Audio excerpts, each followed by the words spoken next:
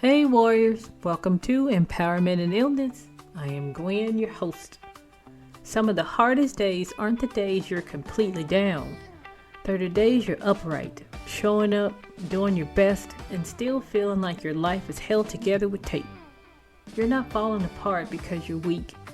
You're exhausted because chronic illness adds a second unpaid job to your day.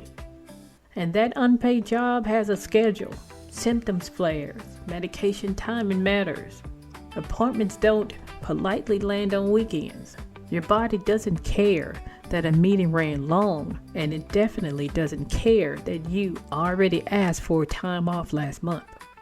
What I keep seeing people say in different ways is this: I want to work. I want stability.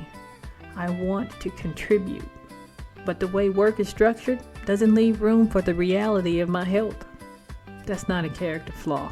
That's a mismatch. So today, we're going to talk about building a work setup that survives real life, appointments, unpredictable energy, and flare days. No hustling. No pretending you can power through forever. We're focusing on what helps you keep your footing. Let's get into it. When we talk about work and chronic illness, people usually picture the hours you're on the clock. But the real drain is everything that happens around it. The prep work it takes just to be able to function at work at all. The meds that have to be timed. The meals you have to plan because skipping food turns into symptoms.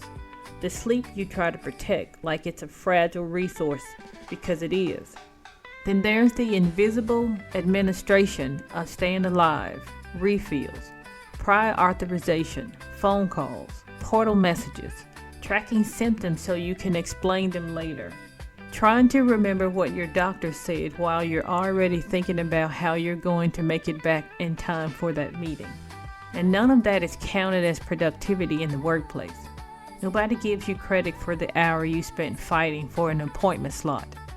Nobody sees the energy it takes to get dressed, drive there, sit under fluorescent lights, advocate for yourself, and then come home and still answer emails like you didn't just run a marathon. This is where the system is flawed for people like us. It's built for bodies that can recover quickly and perform consistently, and it ignores the fact that chronic illness requires maintenance, planning, and recovery time that doesn't fit neatly in a workday. I want you to think about your week like a real budget, not just money, energy, time, focus. And if your budget keeps coming up short, it's not because you're bad at managing it. It's because the system is charging you fees it never admits exist. And once you've carried all that behind the scenes stuff, you don't get to just clock in and do your job. This is the part that doesn't get enough attention. The constant switching between roles.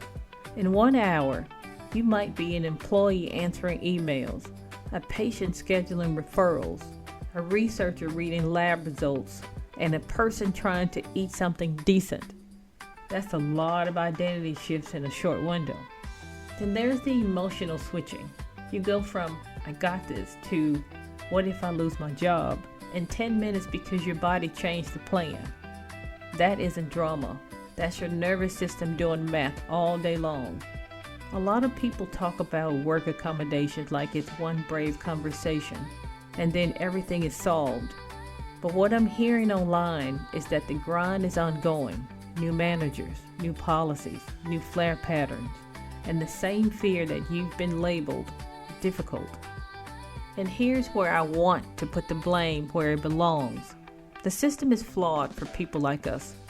It's designed around bodies that can be consistent every day, and it leaves no room for a body that has appointments, side effects, flares, or recovery time. So if you've been telling yourself, I should be able to handle this, I want to offer a different sentence. I'm handling too many systems at once. Your body is one system. Healthcare is another. Work is another. And you're the only bridge between them. Here's a shift that helps a lot. Stop leading with what you have and start leading with what you need. Not because your diagnosis doesn't matter, but because many workplaces respond better to functional language. I need flexibility for weekly medical appointments, lands differently than a long explanation of your condition. I may need to work from home during symptom flare-ups. It's clear and actionable. Try building a simple needs snapshot you can say out loud without spiraling. Something like, I can do the core duties of my role. I have ongoing medical care that requires predictable flexibility. When symptoms flare, I may need temporary adjustments to stay productive. Notice what's missing? Apologizing, over-explaining, proving you're sick enough. You're not asking for a favor. You're describing the condition that allows you to do your job. And if you're thinking, but they'll judge me, you're probably not imagining it. Many people have been dismissed by doctors and bosses alike, and that history shapes how your body feels before any conversation even happens. Let's make this practical. Here are a few scripts you can adapt depending on your situation. Script A, asking for flexibility without opening your medical file. Hi, Joanne. I'm managing an ongoing medical situation that requires regular appointments. I'd like to discuss a plan for schedule flexibility so I can maintain consistent performance. My goal is to keep my work reliable while meeting these medical needs. Script B, planning for flare days without promising perfection. Most days I can work my normal schedule. On days when symptoms flare, I may need to shift hours or work remotely to stay productive. I'd like to agree on what that looks like ahead of time so deadlines and coverage are clear. Script C, when you're afraid, you'll sound high maintenance. I'm not asking to reduce responsibilities. I'm asking to adjust the structure so I can meet responsibilities consistently. Now, a key point, your goal isn't to win them over emotionally. Your goal is clarity. People living with chronic illness get pushed into performing likable in order to be believed. You don't need to do that here. You need a plan. This is where the paper trail mindset matters. You're not creating drama, you're creating documentation, timeline, and continuity. If you've ever walked away from a meeting thinking, wait, what did we agree to? You already understand why. And yes, saving a recap email can be a form of self-protection. A flare protocol is a simple, pre-decided agreement with yourself and, when appropriate, with your workplace. It answers, what happens when my body changes the plan? Start with 3 tiers. Green day, normal task, normal hours. Yellow days, reduced stamina, but you can still work with adjustments. Red days, you're down. Work is not realistic and forcing it will likely cost you more later. On yellow days, you might shift to lighter load tasks. Admin, email, planning, documentation, or anything that doesn't require a ton of physical output or high-stakes social energy. This isn't laziness, it's pacing, and pacing is an access strategy. On red days, the protocol is about reducing decision fatigue. You don't want to negotiate with yourself for 3 hours. You want a default, a message template, a handoff plan, and permission to stop. This is where a tool like My Flarecast can support you, not as a dramatic flare announcement, but as a calm, consistent way to communicate what you need when you're not at your best. And My Voice Ally can help you hold onto your language when stress makes you forget every sentence you practiced. Let's talk about the feelings that sneak in after you advocate for yourself. Shame. Even when you do everything right, you might still feel like you asked for too much. You might replay the conversation, analyze their facial expression, and wonder if you just tank your career. That's not being dramatic. That's your body remembering times you were dismissed. A lot of chronic illness warriors talk about being doubted, minimized, or treated like your symptoms are inconvenient. That dynamic doesn't stay in the doctor's office. It follows you into performance reviews, scheduling conversations, and that awkward moment when someone jokes, "You always at an appointment." Here's the reframe I want you to try. Needing support doesn't mean you're a problem. It means the environment needs to flex. You are not asking your body to become a different body. You're asking the system to stop pretending bodies like yours don't exist. And if you're in a season where work simply isn't compatible right now, that doesn't erase your value. It just means you're recalibrating your new normal in a world that rarely makes room for it. That's exactly why we keep building tools, scripts, and paper trails, not to push through, but to make life more livable. Set aside some quiet time this week with your journal. These prompts are meant to help you notice your direction, not judge your pace. Where is work asking me to function like I have a different body than I do?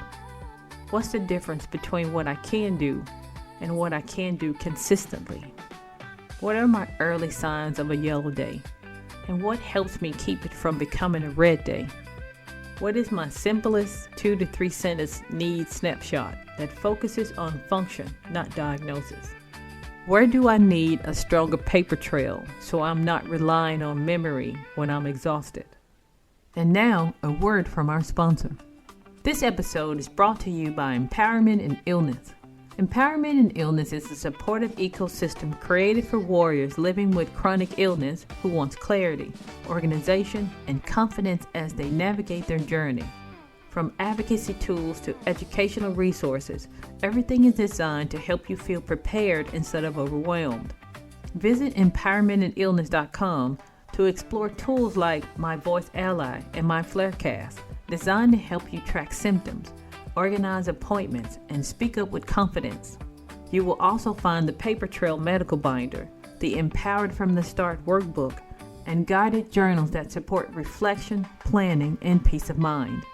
Whether you are preparing for an appointment or simply trying to feel more grounded day to day, Empowerment in Illness is here to support you. Be prepared. Don't panic. And now, back to the show. Before we leave, I would like to close with the special portion of the show I call Healing Heartbeats. This is where we allow ourselves to wallow in sorrow. Give yourself 3 minutes to laugh, cry, scream, cuss, or just sit in silence. Whatever you need to do to feel it, do it. Let the depression in for only 3 minutes. Once you've reached 3 minutes, compartmentalize it and get back to living. This is a rinse and repeat behavior. You cannot let depression take over because when it does, it will not let go. When we hear about the passing of someone, they have the day they were born and the day they pass away. There's a dash in the middle. It's not a long line, but a short dash. That dash represents your life. Go live in spite of having a chronic illness. Don't let your condition stop you. If work has been taking more than it gives lately, I want you to hear this clearly. You're not failing because you need flexibility. You're responding to a reality that's bigger than a calendar. Pick one small step from today and make it real. Draft a 2-sentence need snapshot. Save a message template for yellow days. Start a simple document where you track appointments, requests, and what was agreed to. Small doesn't mean weak. Small means doable. And when your brain says, "Am I asking for too much?" answer it with, "I'm asking for what allows me to keep going." That's not entitlement. That's sustainability.